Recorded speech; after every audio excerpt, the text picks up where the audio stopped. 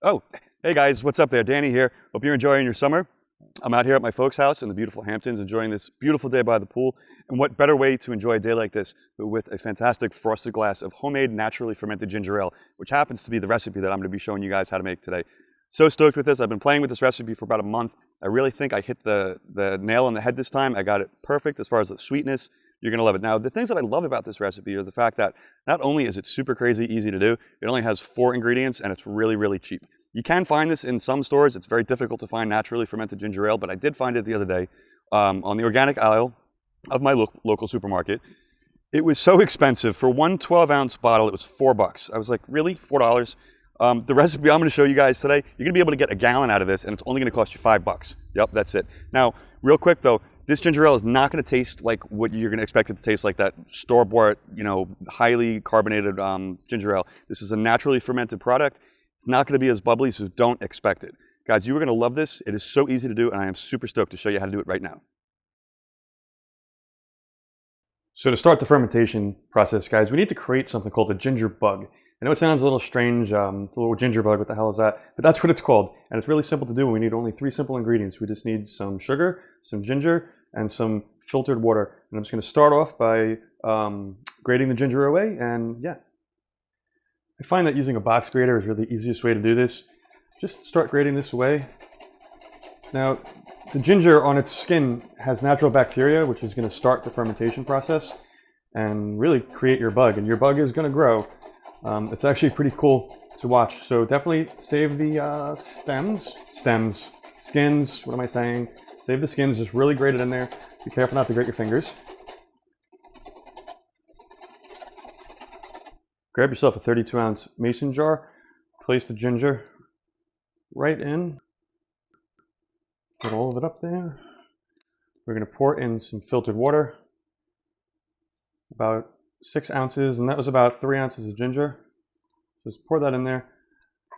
And the bacteria love sugar, so let's give them a couple tablespoons of sugar to start digesting. I'm going to give about 3. Mix this around, get all that sugar dissolved. And real simply, we're just going to cover it and set it aside. Grab a paper towel. We're going to place it right on top. And just take a rubber band, put it around the mouth. We're just going to let this sit for 4 to 6 days and let our bug grow. So just a few things that I wanted to point out. Why do we use a paper towel with this? Because you need a little gaseous exchange going through. It has wild yeast on the ginger root itself, which requires oxygen to get in there to start that fermentation process going. There's going to be a very tiny fraction of alcohol produced during the fermentation process and the carbonation process, but nothing to worry about. So moms out there, if you're making this for your kids, it's totally fine. You need to nurture your bug. You need to feed it every day. Give it about a teaspoon of sugar. Give it a shake. Get that sugar dissolved. Keep it in a dark area and keep it at room temperature. Please don't neglect your bug. Brian's died and went a sad, moldy death, and it was really sad to see. So don't let that happen to your bug, guys. Guys, in the beginning of the video, you saw us make the ginger bug initially. I made this a week ago because I wanted to have it ready for you guys to see just how fizzy and wonderful it's become. So I'm going to cover it, and I'm going to give it a good shake, and we're going to see the fizzy awesomeness of it. Look at that. You could really see it's fermenting. You could see all of that bacteria has been eating the sugar and just producing this awesome CO2. It's going to be the perfect starter for our ginger ale. So next up, I'm going to be making our ginger tea. I'm going to be using about a pound of ginger root. I'm just going to grate this away, which I'm not going to show you because it's really super boring. So let me get that going, and then we'll get our tea going. Here we have 1 gallon of non-chlorinated water at a boil. I'm going to add all of that grated ginger right to the mix. I like to add some lemon peel. You can add orange, you can add cloves, you can add star anise. A lot of people flavor it differently. And I'm going to add a cup of sugar. No more, because I did make it in the past with 2 cups of sugar and I just thought it was really too sweet. So I think a cup is going to be just perfect. We're going to boil this for 15 minutes, at which point we're going to turn it off and let it come to room temperature. My ginger tea has come to room temperature, which is super, super important. I can't stress it enough. It can't be hot. It has to be at room temperature. And I'm just going to strain it. And I'm going to need a little help from my helper over here to hold this strainer so I don't get it all over the place. We're done with this ginger. We're done with whatever's in here. So you can just go ahead and discard that. Simply transfer your tea to mason jars. I have a 32 ounce and I have a 64 ounce, just because I don't think it's all going to fit in one. So let's see, I'm going to do it right up to, I'm going to get it all over the cutting board. And let's fill this one up. Okay. It's better to have two just to separate them because we want a little room on top, and yeah, it's going to be pretty tight, so that's okay. Perfect. The last step is I'm just going to strain some of our bug right into our ginger tea,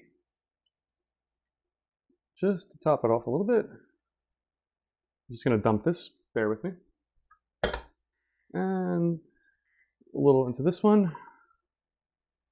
Top that off. If you have any ginger bug left over, promptly put it in the fridge. It'll still work. I'm going to top these guys off very loosely. And we're going to wait, and we're going to have an amazing, absolutely amazing fermented ginger ale. And clearly, this top is not going to fit on here, so I have to get a different top. But I will find one that's going to fit.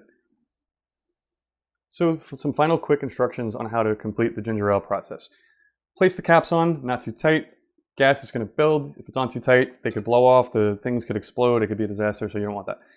Put it in a dark area in your home, apartment, wherever you are at room temperature, and try once a day just to come over here and just lift off the top, burp it, let off any excess gas. And that's really all you have to do. I mean, it's really, really simple and carefree. And in between like 3 and 5 days, you're going to have a rockin' ginger ale.